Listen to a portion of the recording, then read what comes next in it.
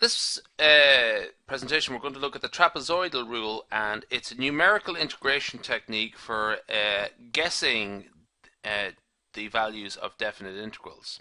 There's a couple of other ones as well, like the Simpsons rule and so on. But so suppose we have a definite integral here, like this one here, and we have an upper bound and a lower bound. B is the upper bound, A is the lower bound, and what we have to do is integrate f of x. The trapezoidal rule is essentially would require us to get multiple evaluations at various points. Now, there's a sort of I'll discuss this more, but so essentially for at the point x1, okay, we will evaluate the integral, or the actual value, the actual function. So we'll evaluate it, and likewise at subsequent points between A and B, we'll make an evaluation of it. For some of them, we will multiply our evaluation of the function by 2, okay? But crucially, the first and last evaluation, the highest and lowest evaluation, or the evaluation that's the first and last evaluation, I should say, are not multiplied by 2, they're just left alone. Also, we add them all up and we multiply this by this other term over here, b minus a over 2n. N, capital N here, is number of intervals, okay? So there's a couple of essentially the number of intervals, it's sort of given to us in the question. B minus a is the upper and lower bound of the integral, and 2 over n is 2 over n, twice the number of intervals. So use the trapezoidal rule with 8, let's highlight that, intervals to estimate the following integral.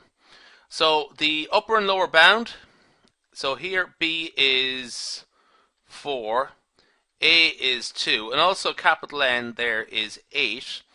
And what we're asked to do here is evaluate this function here, 2 over the square root of 1 plus x to the power of 4 dx. Now we actually have everything we need there, so just to sort of highlight a few points. The range for the definite integral b is 0 to 4, okay. Number of intervals is 8.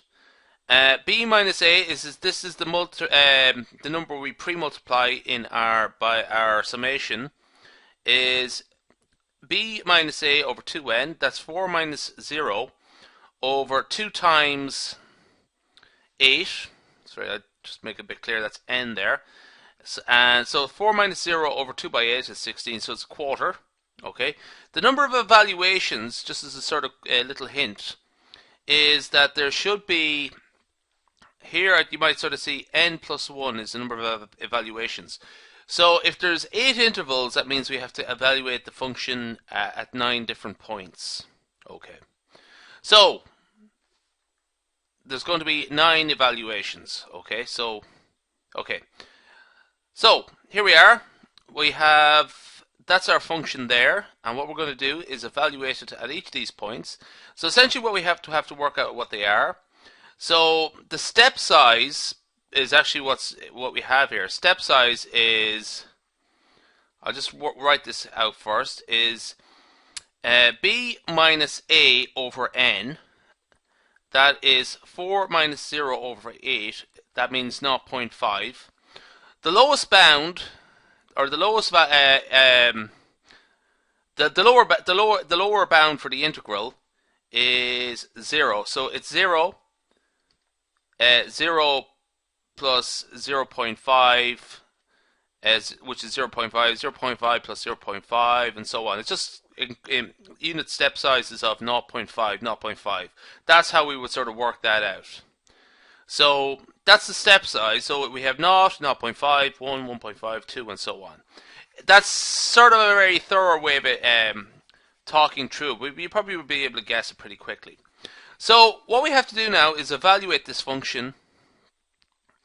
I'm going to go through this quickly. I'll do it very thoroughly for 0. So it's 2 over the, there we go, let's get start again. 2 over the square root of 1 plus x to the power of 4. Here x is going to be 0, so we have the square root. There we go. Sorry, I've done that again. My pen size is... So, f of 0 is 2 over the square root of 1 plus 0, which is just 2. So, what we have here, in the first instance, is 2. 0.5. Function of 0.5, evaluated at 0.5, we get 2 over the square root of 1 plus 0.5 to the power of 4. This requires a bit of calculator work. Likewise, after that, they all would require a bit of calculator work. So it's done the same way. F of 1 would be done the same way. 2 over the square root of 1 plus 1 to the power of 4, and so on, f of all the way up. So this is just a bit of calculator work. All you have to do is replace this bit here with the next value, 1, 1.5, 2, and so on, till you get them all up. That's all you have to do with this. It's just a little bit of calculator work. It should be very simple. I'm going to pause this and just write down the values, and you can just sort of just check your answer off mine. So I'm going to pause this now. There we go. What you could do there, I've given all my, apart from 2, which is just works out as an integer value, apart from that, I've just given all my answers to 6 decimal places. Because this is numerical technique, it's numerical techniques in mathematics. Usually, you work to much more more decimal places than usual. But just for the sake of simplicity, I've just kept it to 6. Some courses would go more, okay, or some courses would just let you off with 4. Numerical methods again would you wouldn't work to 2 decimal places. Okay, so what we're going to do here now is essentially what we're going to do here is, this is our first one, this is our last one, f of x9 and f of x1. What we're going to do here is add all of the rest of them up. Okay, so not the first and last one, but everything else in between.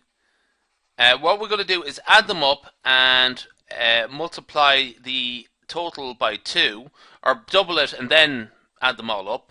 Double each value and then add them all up. You get the same answer, and that will give us our evaluation. So there we have it there, b minus a over 2n, and there's that bit as well, b minus a over 2n. So we will multiply our answer by a quarter. So it is 1 over 4 times, the first one there was 2, the last one plus 2 times, the next one here was 1940285 plus 2 times 1.414213 plus 2 times 0.812276, and so on until we get to the very last one. Well, actually, I'll just do it for the second last one and then the last one.